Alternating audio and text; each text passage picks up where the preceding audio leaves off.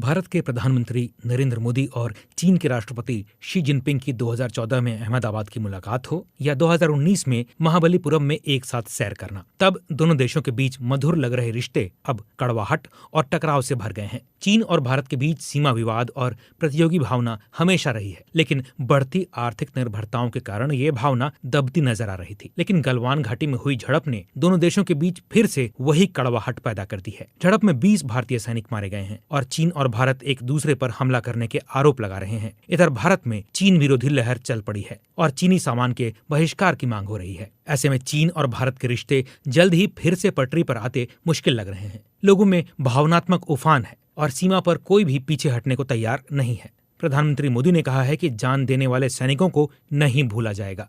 इन हालात में चीन से बिगड़ते संबंधों के बीच भारत के पास संतुलन बनाने के लिए कौन से विकल्प हैं? भारत किस तरह दक्षिण एशिया में चीन का सामना करते हुए अपनी स्थिति मजबूत कर सकता है? दिल्ली की JNU यूनिवर्सिटी के चीनी अध्ययन केंद्र में प्रोफेसर श्रीकांत कुंडापल्ली का मानना है कि भारत चीन के बीच रिश्ते ठीक होना बहुत मुश्किल लग रहा है। सैनिकों की मौत होने से दोनों के संबंधों पर बहुत बुरा प्रभाव पड़ेगा। विश्वास बहाली के प्रयास भी कमजोर हुए हैं। वो कहते हैं चीन के खिलाफ बनी एक राष्ट्रीय धारणा का भी कारोबार पर असर पड़ेगा। चीनी सामानों का बहिष्कार करने की अपील की जा रही है। ऐसे में संबंधों को सामान्य बना पाना आसान नहीं होगा। हालांकि कूटनीति और कारोबार हमेशा चलते रहते हैं, लेकिन बाहरी तौर पर गर्मजोशी नहीं रहती। कारोबारी निर्भरता बढ़ने से जो लोगों में संपर्क बढ़ा था और दूरी कम हुई थी, उसे वापस पाने में समय लगेगा। भारत और चीन आपसी सहयोगी भी हैं और प्रतियोगी भी। ऐसे में अगर बिगड़ते संबंधों के साथ चीन भारत के लिए चुनौती बनकर आता है, तो भारत के लिए उसका सामना करने में और संतुलन बनाने के लिए क्या विकल्प होंगे? विशेषज्ञ मानते हैं कि भले ही दोनों देशों के बीच रिश्ते कितने भी बेहतर दिखें, लेकिन एक आंतरिक दूरी और प्रतियोगिता बनी रहती है। दोनों देशों की अपनी महत्वाकांक्षाएं हैं। इसलिए भारत एशिया में चीन के साथ संतुलन बनाने के लिए पहले से ही प्रयास करता है। अब उसे अपने प्रयासों में तेजी लानी होगी। इसमें दो मुख्य तरीके हैं। एक, भारत की एक्ट ईस्ट पॉलिसी और दूसरा, पश्चिमी देशों से चीन की दूरी और भारत की नजदीकी। भारत की लुक ईस्ट नीति 1991 में तत्कालीन प्रधानमंत्री नरसिम्हा राव ने शुरू की थी, जिसे प्रधानमंत्री नरेंद्र मोदी ने 2014 में एक्ट ईस्ट नीति में बदल दिया। इसके तहत भारत ने एशिया के दूसरे देशों में आर्थिक विकास के अवसर खोजने पर जोर दिया। लेकिन आर्थिक फोकस वाली भारत की यह नीति धीरे धीरे कूटनीतिक हो गई। भारत दक्षिण पूर्वी देशों से कनेक्टिविटी और व्यापार बढ़ाना चाहता है। मोदी सरकार ने कनेक्टिविटी बढ़ाने के लिए 2015 में $1 अरब की घोषणा भी की थी। भारत की सीमा म्यांमार से लगती है, जो भारत के लिए दक्षिण पूर्व एशिया का गेटवे है।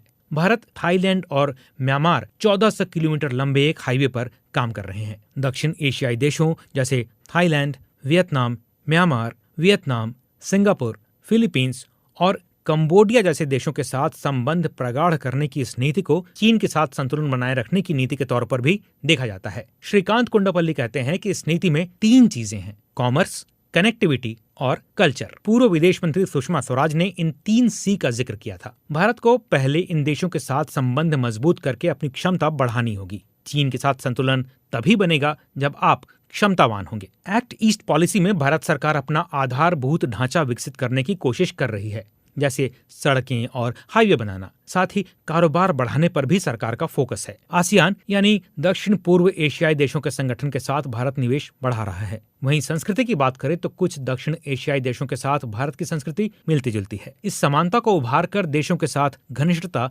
बढ़ाई जा रही है। आसियान का उद्देश्य ही है कि सदस्य देशों की संप्रभुता, क्षेत्रीय अखंडता और स्वतंत्रता को कायम रखा जाए, साथ ही झगड़ों का शांतिपूर्ण निपटारा हो। भारत और चीन दोनों ही एक दूसरे के पड़ोसियों पर प्रभाव बढ़ाने की कोशिशें करते रहे हैं, लेकिन चीन ने जिस तरह विवादित क्षेत्रों में आक्रामक रुख अपनाया है, इससे उस क्षेत्र के देशों की चिंताएं बढ़ी हैं और भारत को इससे अपना असर बढ़ाने में मदद मिली है। विशेषज्ञ भारत के लिए इसे एक मौका मानते हैं। दक्षिण चीन सागर के नटूना आइलैंड पर अधिकार को लेकर चीन का इंडोनेशिया के साथ सालों से विवाद चल रहा है। दक्षिण चीन सागर में ही पार्शियल आइलैंड्स को लेकर चीन और वियतनाम आमने सामने हैं। दोनों देशों के बीच स्पार्टी आइलैंड्स को लेकर भी विवाद चल रहा है। दक्षिण चीन सागर में ही जेम्स शोल पर चीन और मलेशिया दोनों अपना दावा करते हैं। चीन दक्षिण चीन सागर पर अपना दावा करता है। इसके कारण आसपास के देशों के साथ इसका तनाव तो पहले से ही है, लेकिन अब अमेरिका, ऑस्ट्रेलिया और जापान ने भी दक्षिण चीन सागर में अंतर्राष्ट्रीय समुद्री कानून के तहत नौवहन का मुद्दा उठाकर चीन को चेतावनी दी है। ये परिस्थितियां भारत के हक में कितनी जाती हैं, इसे लेकर सिटी यूनिवर्सिटी ऑफ लंदन में रिसर्च फेलो और चीन मामलों के जानकार अतुल भारद्वाज कहते हैं कि भारत अकेला ही चीन के साथ संतुलन नहीं बना सकता। ऐसे में उसे दूसरे देशों का साथ मिलने से मदद मिल सकती है। इसे लेकर भारत को अपने प्रयास तेज करने होंगे। वहीं श्रीकांत कोंडापल्ली का कहना है कि भारत इन देशों से संबंध बेहतर करके न सिर्फ चीन की चिंताएं बढ़ा सकता है, बल्कि खुद को मजबूत भी कर सकता है। उदाहरण के तौर पर भारत और जापान के बीच 3-4 क्षेत्रों में 2+2 वार्ता बढ़ाने की कोशिश की गई। जापान भारत को अर्थव्यवस्था और तकनीक के स्तर पर मदद कर रहा है, जैसे बुलेट ट्रेन और दिल्ली मुंबई इन्वेस्टमेंट कॉरिडोर के लिए जापान ने भारत को कर्ज दिया। वो कहते हैं, इसी तरह जापान एक समुद्री ताकत है जिससे भारत अपनी क्षमताएं बढ़ा सकता है। तीसरा, अंतरिक्ष में और चौथा, बैलिस्टिक मिसाइल डिफेंस जैसे क्षेत्रों में भारत और जापान सहयोग कर रहे हैं। अगर आप इन देशों के साथ कनेक्टिविटी बढ़ाएंगे तो इससे बाजार और अर्थव्यवस्था बढ़ेगी। इससे लोगों का संपर्क और परिवहन बढ़ जाता है। हाल ही में पीएम मोदी और ऑस्ट्रेलिया के प्रधानमंत्री स्कॉट मॉरिसन की ऑनलाइन शिखर वार्ता काफी चर्चित रही थी। इसके बाद दोनों देशों के बीच 7 समझौते भी हुए।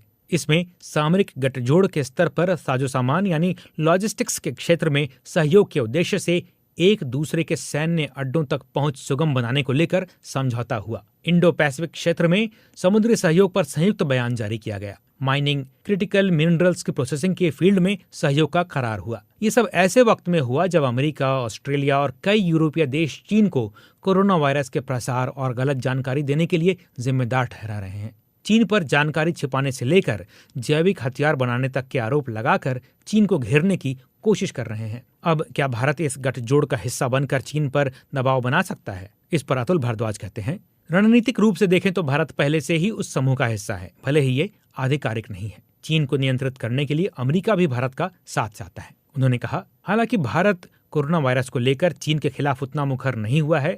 भारत हमेशा संतुलन बनाने की कोशिश करता है। अगर वो पूरी तरह पश्चिमी देशों के साथ चला जाएगा तो आगे चलकर इसका असर चीन के साथ कारोबार पर भी पड़ेगा। इसलिए भारत पश्चिमी देशों की तरफ झुकाव तो दिखाता है, लेकिन उनके एजेंडे में पूरी तरह शामिल नहीं होता। उम्मीद है कि यही रुख भारत आगे भी अपनाएगा।